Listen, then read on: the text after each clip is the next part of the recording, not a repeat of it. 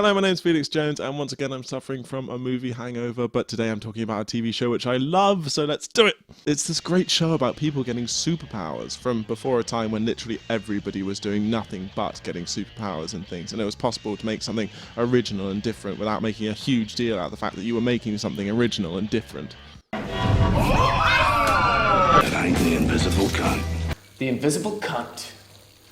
Why do I have to be the invisible cunt? Because you just are, man. Get over it. It's really funny, it's very real. It's just got onto Netflix now, it's available internationally, you can even watch it in Italian if you are so inclined. Oddio! Oh, cazzo! And the best part is you don't even have to watch past the first 2 series, because series 3, 4 and 5 are awful! Anyway, spoiler warning right off the bat, this is Misfits. Looking at Misfits, you can see a lot of philosophy sneakily hidden in plain sight. It could be considered the quintessential postmodernist TV series, posing a bunch of characters in the modern world in a situation that usually calls for modernist traditional moral ideas, all while being set in this horrifying, brutal modernist piece of architecture that was once meant to represent a hopeful, glorious traditionalist future, while simultaneously only ever being used to film anything but. Nathan's invincibility could be seen as the apex of Ubermensch status in a society where you are disempowered, where these characters can be very happy to coast at the bottom of society, unrattled by condemning authority figures. Nice cardigan. However, though at first glance set in a world of rebellious teenagers against apparently morally pure authority figures, Misfits truly depicts a world of moral corruption, vengeful, hateful people inspired by the harrowing status quo of capitalist realism. But that's an idea that we'll come back to later on in the review. I've always wanted to talk about the show because I love the first half so dearly, and I find the second half so utterly awful that not only does it deserve talking about, but it should be violently dismantled with a pair of pliers! But in my modern maturing mind, I just don't honestly think I would see the appeal in that anymore. It would just turn into a miserable slog. I mean, I will quickly summarise the last 3 series like this. Ooh, I'm Rudy, and I'm here to replace all the genuine talent and character this show ever had by talking endlessly about my balls and poo, and making a big deal out of every line I say. Please don't notice how most of my thing is just starting sentences with lots of energy and then slowly trailing off into nothing. Trust me, I'm better in Preacher. In short, it basically went from having really good characters and structure to having no characters and really bad gimmicky episodes about zombies and Nazis and that kind of thing. But I think what really went wrong is that it began to lose a sense of the philosophy that informed the earlier episodes of the show. But we'll come back to this again later in the review. So when the show was good, what made it so good? The original hook goes like this. With great power can come an ongoing total lack of responsibility. Is that from Spider-Man? What? What you just said? That's from Spider-Man. A bunch of young people told their whole lives they will never amount to anything, never see the possibility of being anything other than unempowered, even when they are literally given superpowers.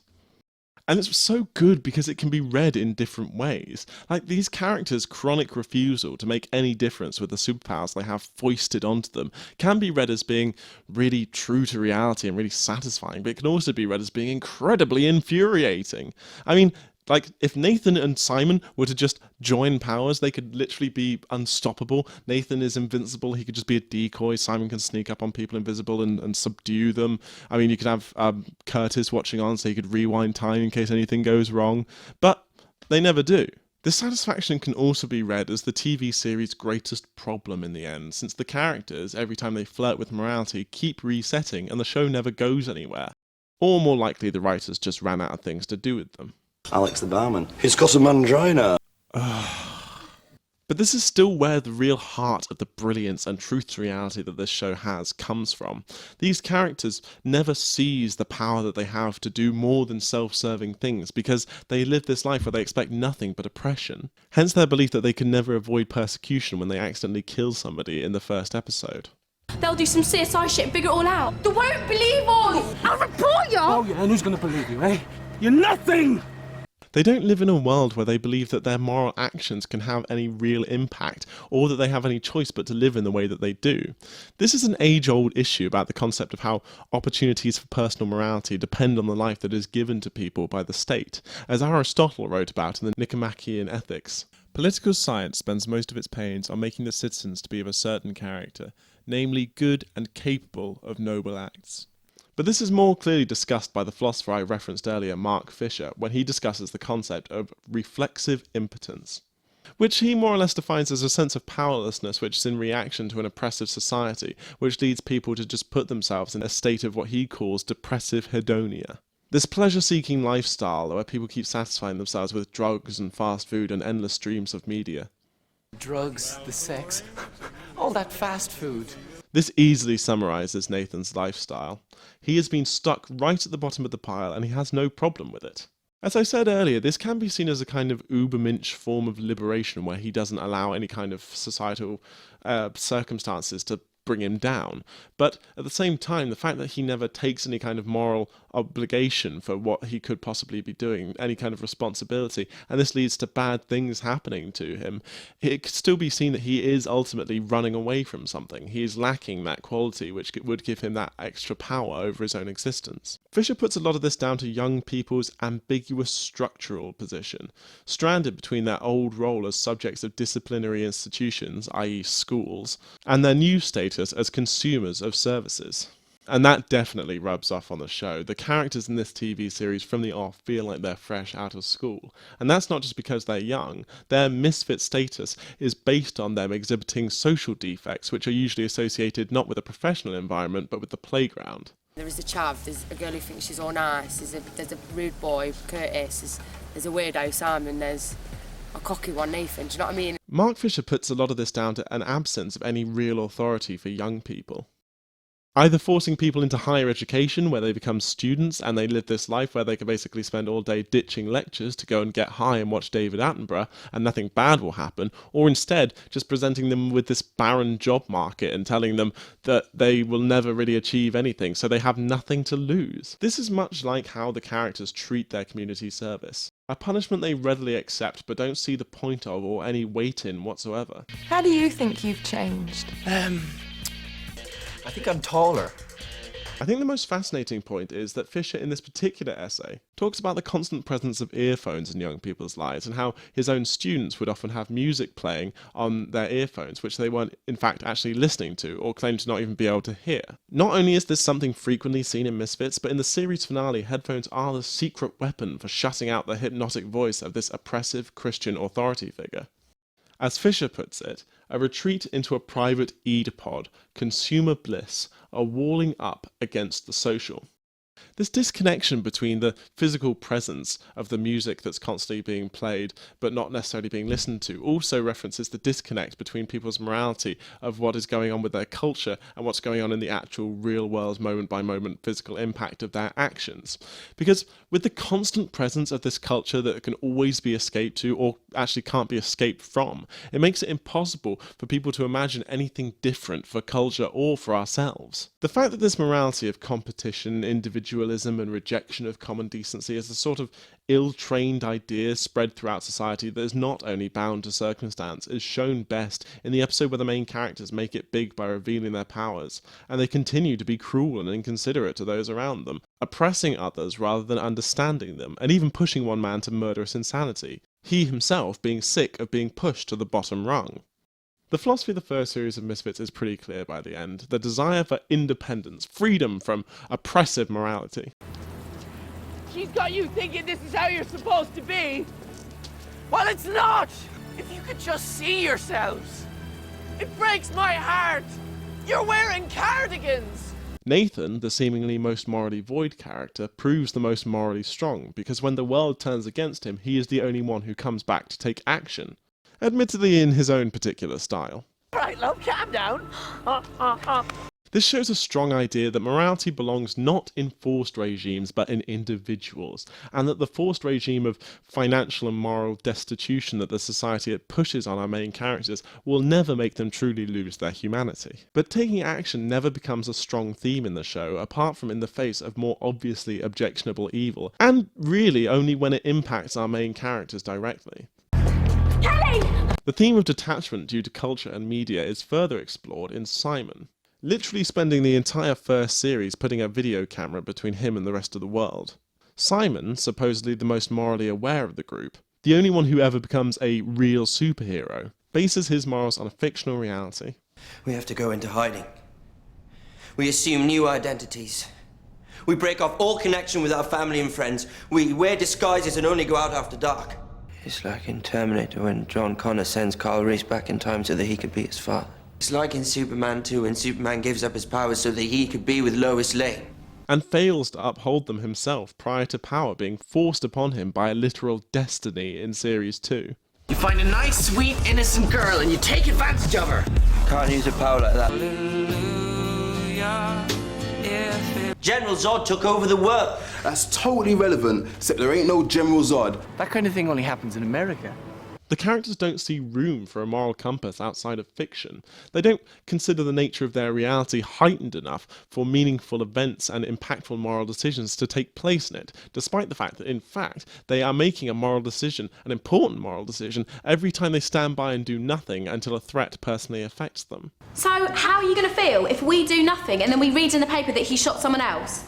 Hey, I don't read the papers. In the later Awful series, there is a more obvious moral of absolute power corrupting absolutely, when certain characters do genuinely attempt to be superheroes. But this plays as just a convenient way to create new villains for our supposedly morally just protagonists to fight, when they, the protagonists, are in fact really lazy and morally biased themselves. The show never matures at all. But the failing of the show isn't in that statement that morality is always going to be denied to people who are in financially deprived situations. It's actually in the fact that the show tries to become more and more content about the idea and tries to convince us that we should be happy about this life. The show ends up pushing this idea that this life that they live is the happy ending that they were always heading for. They cease to recognise the problem and realise that, in reality, there is always the potential for true morality, selflessness, and genuine emotion hidden within the depths of this hard life the characters are forced to lead. And it's not all just a joke. It's not a nastiness that we should just laugh at and dismiss away as something, oh ho ho, this is just reality and aren't these people funny because they're morally decrepit. Personally, I think the best ending of the show is at the end of Series 2. Again, spoilers. After the gang murder Jesus Christ, proving their not-so-subtle rejection of organised religion and morality, so easily corrupted by capitalism, they realise that with their seized money or seized power, they have the capacity to choose what literal superpower they have next, what to do with their future. There is total uncertainty, and they move forward cautiously scared of what is to come. And we never see, as the audience, what powers they chose, how they will choose to carve out their lives from this point onward. Things are uncertain, frightening, explosive, but bright as the credits roll over white for the first and only time, moving forward into a mysterious but empowered future. I also think it's really important to know when to bail on a TV show and stop concluding things as canon. Like everything after Season 1 of Westworld or Season 6 of Doctor Who, debatably, one can know when to happily wash one's hands of a TV series and observe what self-contained sections you can in their moral value before they are corrupted by further canon altering and retcon. And that was Misfits, a TV show which I think told a really beautiful and subtle message about something really inspiring that just unfortunately never quite learnt how to fly. And, you know, it really doesn't help for the writers to turn something like that into this merry little show where the characters happily embrace the shitty life that they have forced upon them. That inspires nothing, and it just makes the show part of the problem. Because if we really do live in a world where none of our moral decisions have any importance whatsoever, and none of them could even potentially help improve our own existences, then just why not, you know? Why not? Just do the bare minimum, the simple bare minimum. Forget about attending to your life. Yes, sir, just do the bare minimum. Don't brush your teeth, just chew some gum. Just fulfill the bare minimum of life. Whenever you're hungry, just order some chips. Whenever you're bored, let's load up Netflix. There's loads of documentaries about conspiracy theories. If you don't want to do critical thought, then take a look at these people who bought it. Maybe you'll buy it too. The bare minimum of thought occurs to you.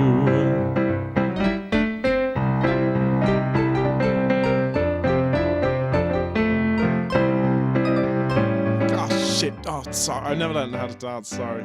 Well, why didn't you learn? They do classes on Saturday. What, on Miss Britain's Got Talent? Someone's got to stay in and laugh at those talentless dickheads. Whenever you're lonely, whenever you're low, don't call up friends, just scroll through your phone. You'll get a tiny little zing with every comment on your thing. If angry reacts might bring you down, then shut your ears to the sound of learning something new. The bare minimum of life will come to you. Just do the bare minimum, the absolute bare minimum. Learning things will only bring you strife. Seriously, just do the bare minimum. Just wait for death and settle on getting the bare minimum from life. The literal absolute bare minimum from life. Who wants any more than the bare minimum from life?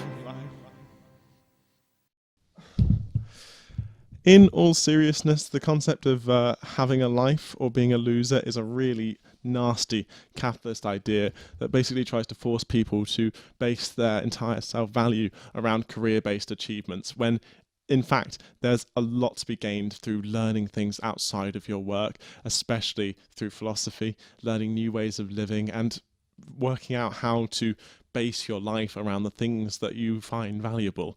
Like, for instance, I hate the term hobby as an alternative to career because it implies that everything that we do outside of our jobs is actually less important, considering the fact that our free time is actually the time when we are most free, when we're not being hounded by the need to work just to survive, when we are most free to explore the things that make life valuable and make our existences, our truer existence, is in the sincerity that we can have when we're not being forced into the workplace, which is treated like that's where all of your life is.